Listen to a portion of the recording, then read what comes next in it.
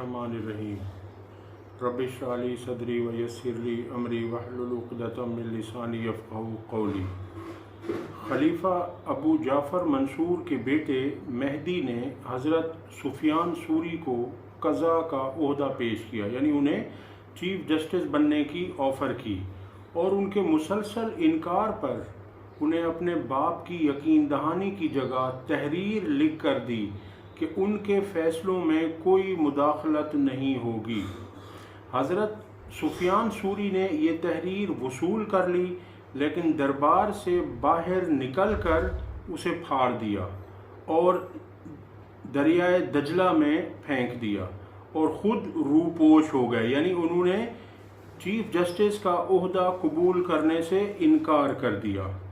हज़रत इमाम अबू हनीफ़ा को 2 बार बड़े बड़े ओहदे पेश किए गए। एक बार गवर्नर की मोहर जो हाकिम भी हो, उस पर इमाम साहब की मोहर सब्त हो, उन्होंने इनकार किया तो उन्हें जेल भेज दिया गया और नंगे बदन पर कोड़ों की बारिश हुई कि जिस्म सूज गया। जब रिहाई मिली तो मक्का मुकर्रमा में गोशा नशीन हो गए।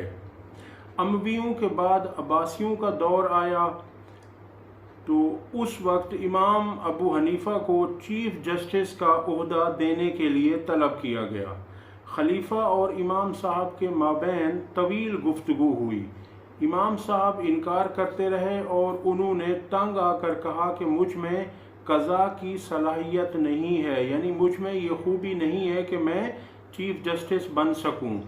उस पर खलीफा ने भड़क कर कहा कि तुम झूठ बोलते हो। इमाम अबू हनीफ़ा ने कहा, मेरा फ़ैसला तो आपने खुद ही कर दिया। क्या ऐसे शख्स को इतना बड़ा मनसब देना जायज़ होगा जो आपके ख़्याल में झूठा हो? खलीफा मंसूर इस जवाब पर मुश्तइल हो गया और कहा, मंसूर ने कसम खा ली है कि तुमको क़ज़ा का ओहदा कबूल करना होगा, यानी तुम्हें चीफ़ जस्टिस का ओहदा कबूल करना होगा।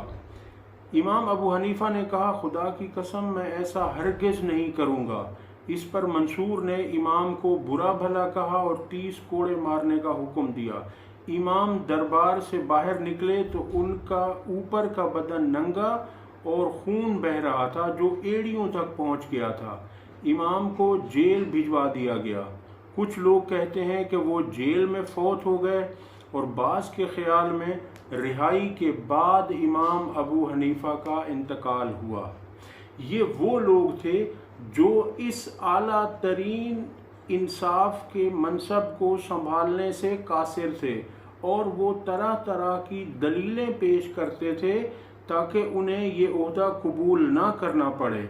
और हमारे यहाँ ये सूरत हाल है कि चीफ़ जस्टिस साहब को ओहदा मिल जाता है, फिर वो उसमें तोसी के बहाने ढूंढते हैं, और वो सिर्फ बहाने नहीं ढूंढते बल्कि वो बी टीम के तौर पर हुकूमत की बी टीम बनकर वो काम करते हैं और हुकूमत को तमाम सहूलियात बहम फराहम करते हैं जो हुकूमत को चाहिए होता है। अब इमरान खान ने बयान दिया है कि काजी फायज़ ईसा ने कहा है कि मेरे ऊपर कोई दबाव नहीं। दबाव उस पर आता है जो गलत काम करने से इनकार करता है। आप तो तहरीक इंसाफ के ख़िलाफ़ बी टीम बने हुए हैं, ऐसा कहना है इमरान खान का। उन्होंने कहा है कि काजी फायज़ ईसा तहरीक इंसाफ के ख़िलाफ़ बी टीम बने हुए हैं, और हम सब के सामने भी ऐसा ही है कि काजी साहब ने मुकम्मल तौर पर हुकूमत को प्लेटफॉर्म मुहैया किया। तहरीक इंसाफ से बल्ले का निशान छीनने से लेकर जुल्म सितम, लेवल प्लेइंग फील्ड ना देना, और यहाँ तक के मखसूस नशिस्तें भी इन्हें नहीं दी गईं, और सिर्फ तहरीक इंसाफ को ही नहीं दी गईं बल्कि उनसे छीन कर उन पार्टियों को दी गई जिनका किसी तौर हक नहीं बनता। तो इसे इंसाफ कौन कह सकता है? जबकि अल्लाह तबारक व तआला ने सूरह निसा की आयत नंबर 58 में फरमाया है कि बेशक अल्लाह तुम्हें हुक्म देता है कि अमानत उसके हकदारों तक पहुंचा दो, और जब तुम लोगों के दरमियान फैसला करने लगो तो इंसाफ पर मबनी फैसला करो।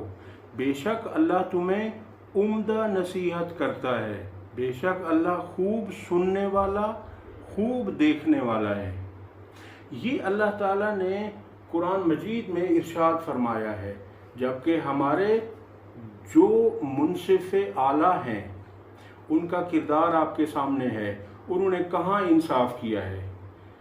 200 کے قریب کیسز بنائے گئے، سزائیں سنانے میں بے انتہا جلدی کی گئی، اور اب جب ان کی ضمانتیں لگتی ہیں یا ان فیصلوں کے خلاف اپیلیں دائر ہوتی ہیں تو وہاں طرح طرح کے بہانے کر کے ڈیلے ٹیکٹکس کو استعمال کرتے ہوئے انہیں پرولونگ کیا جا رہا ہے۔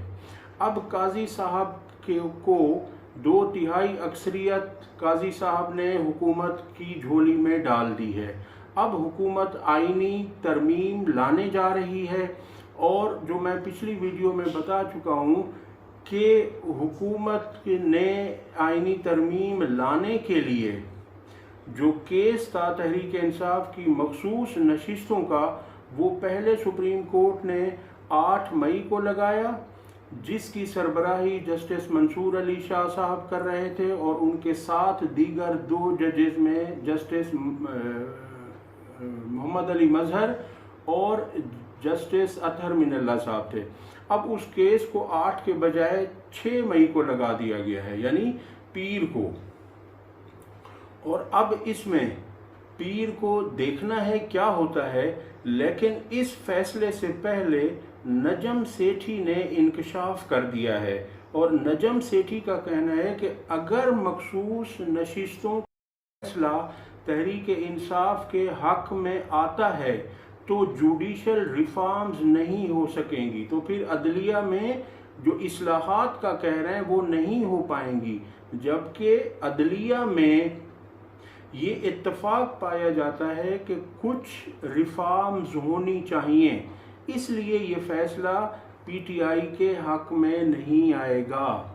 اب یہ فیصلے سے پہلے ہی نجم سیٹھی انکشاف کر رہے ہیں، اور انہوں نے پہلے بھی اس طرح کے جو انکشافات کیے تھے وہ پورے ہو گئے تھے، کیونکہ انہوں نے کہا تھا کہ عمران خان کو الیکشن سے پہلے سزائیں سنا دی جائیں گی، تو وہ ایسا ہی ہوا۔ یعنی یہ لکھا ہوا اسکرپٹ ہے جو ایسے تمام لوگوں کے علم میں پہلے سے ہی موجود ہے۔ اب اس میں بھی وہ کہہ رہے ہیں کہ ایسا نہیں ہوگا کہ تحریک انصاف کو مخصوص نشستیں ملیں گی، کیونکہ اگر تحریک انصاف کو مخصوص نشستیں مل جاتی ہیں تو پھر قاضی فائز عیسیٰ کی مدت ملازمت میں توسیع نہیں ہو پائے گی، کیونکہ حکومت کے پاس 2/3 اکثریت نہیں بن سکے گی۔ اب چونکہ ان کا بندوبست کر دیا گیا ہے، انہیں سب کچھ دے دیا گیا ہے، 2/3 اکثریت ان کو پلیٹ میں رکھ کر دے دی گئی ہے، تو لگتا یہی ہے کہ یہ کیس تحریک انصاف کے خلاف اس کا فیصلہ آنے جا رہا ہے۔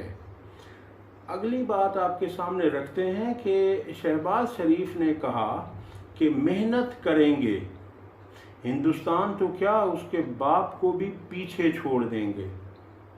اب ان سے کوئی کہے کہ آپ تو کب سے محنت کر رہے ہیں، شہباز شریف صاحب، آپ اور آپ کی فیملی بشمول نواز شریف، یہ تو آپ 35 سال سے محنت کر رہے ہیں اس ملک میں، لیکن آپ محنت کیا کر رہے ہیں؟ آپ محنت لوٹ مار میں کر رہے ہیں، آپ محنت ملک کو تباہ کرنے میں کر رہے ہیں، آپ محنت ملک کی عوام کو 2 روٹی چھیننے میں کر رہے ہیں، اور آپ اس میں کافی حد تک کامیاب ہو چکے ہیں، کیونکہ آپ خود 6 مرتبہ آپ کا خاندان وزیر اعلیٰ پنجاب رہ چکا ہے، جو آدھے سے زیادہ ملک ہے، پنجاب کی آبادی آدھے سے زیادہ ملک پر محیط ہے، اور اسی طرح سے 5 مرتبہ آپ ملک کے وزیر اعظم رہے ہیں، 3 مرتبہ نواز شریف خود اور 2 مرتبہ آپ جناب، اور اب بھی آپ کہہ رہے ہیں کہ آپ کو مزید ایک ٹرم اور دی جائے۔ آپ ہمیشہ آپ لوگوں کا وتیرہ یہی رہا ہے، جب پہلی دفعہ وزیر اعظم بنے نواز شریف تو کہا جی